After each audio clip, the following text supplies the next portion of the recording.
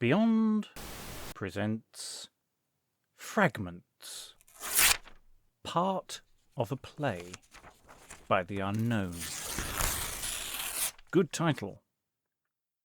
So, this is a short fragment known as part of a play, dated around 1550. It may not be part of a play at all.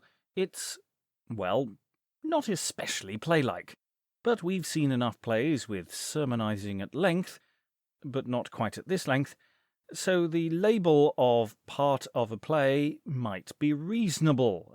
It isn't our label. The label part of a play is written on the manuscript above the speech, but it's written in a different handwriting, suggesting someone might have just labelled it as a play later on.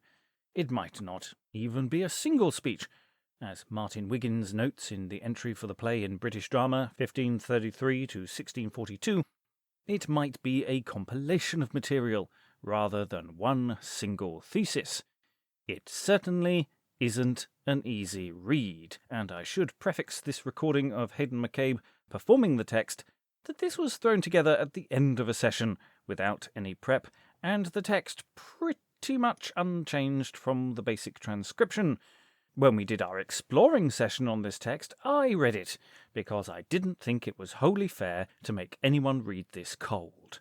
I obviously changed my mind on the question of fairness when I made Mr. McCabe do this performance. Yes, I'm a bastard. I'm not going to attempt to break down the text in detail. Roughly, this play, we'll call it a play, roughly this speech covers the question of God's power and might above all creation. It extemporizes on charity, the importance of man's good works, as well as their personal faith. All these things come together with the question of humanity's salvation, and how faith and charity intersect with God's mercy. So, it's all very morality playish, but it could just be a poem.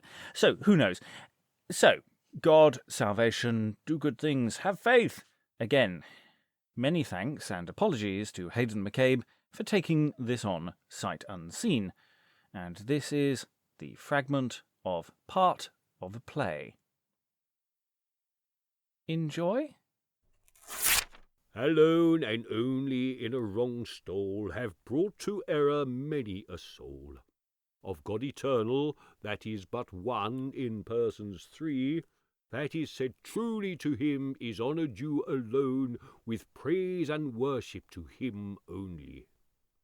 God alone hath created man, and only God. Again man bought, so man to God only must needs then render due thanks with heart and thought. From God all goodness doth proceed. God only of virtue is the spring. His only grace doth good men lead, and is their strength in each good thing. Hitherto there can no error make. Alonest only, without thou wilt, God's order and will frowardly take to thy confusion and dreadful guilt. As thus I mean, where God declareth by whom for himself he will honour receive. Beware of only, for here it snareth, and by mistaking will thee deceive, for he that doth such order obey. And honour, as he is taught by true direction, doth honour God only, and yet doth pay. The same to diverse in due proportion, and eke when God doth give by other his gifts of grace, as he thinketh best, and so use man to help his brother. Alone and only the truth may rest. We may not ourselves deceive by number, and so call two that God maketh one, for God and his minister be never asunder. In order, unity, and operation, man under God, and yet God alone worketh God's pleasure. As God's will is, so only or alone can make no reason why man as minister may not do that or this, only and alone, have so been abused to dissever faith and charity asunder, as charity in justification clearly refused, hath made religion talk and worldly wonder. Yet some say only and not alone, man's faith doth work his justification, with charity promised, and much they moan. Men cannot conceive their fond conclusion, to maintain their speech they have no writ, but conceive it in fancy, for an evil intent the sentence hath ne learning, ne wit, as they do utter it, and by them is meant. But where faith is growed in signification, containeth the whole Moses' law excluded. Good men, declaring man's justification, have wived only to faith and truly concluded. But where charity and faith be set at contention, and faith alone challengeth to be worker only, it is undoubtedly of Satan and his invention, to divide God's gifts and graces fondly. In effect, the bait is in this only thing, whether God that worketh man's justification, as he giveth man faith, giveth charity working, or charity idle, without operation of charity idle no man doth read, and yet they grant their charity's presence, whereby faith worketh man's justification, and so confesseth indeed. Working and not working in the self-same sentence, for this is a mere and vain cavillation, because faith by charity worketh, and is lively. To say that faith hath all the operation, and charity to be but an instrument only.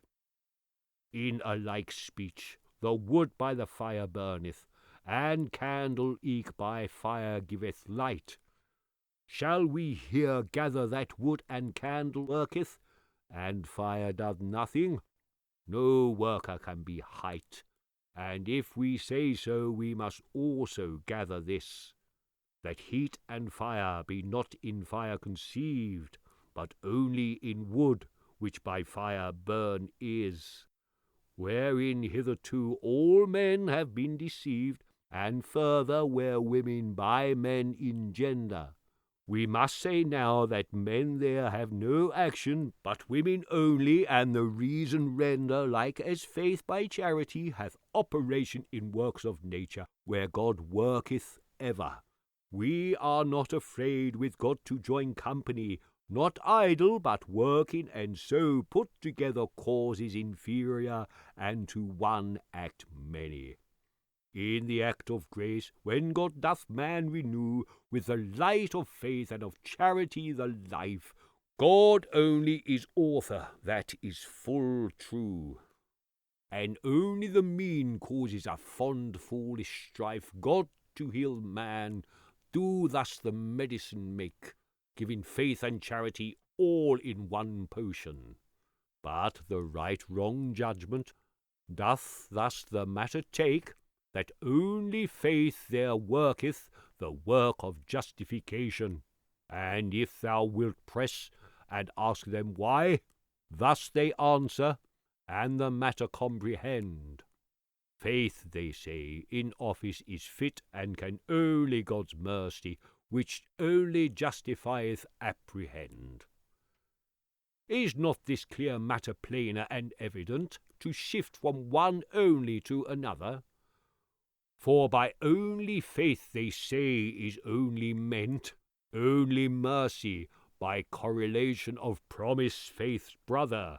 Now, if thou cast no skill of correlation, he knowest not what apprehend doth clearly signify.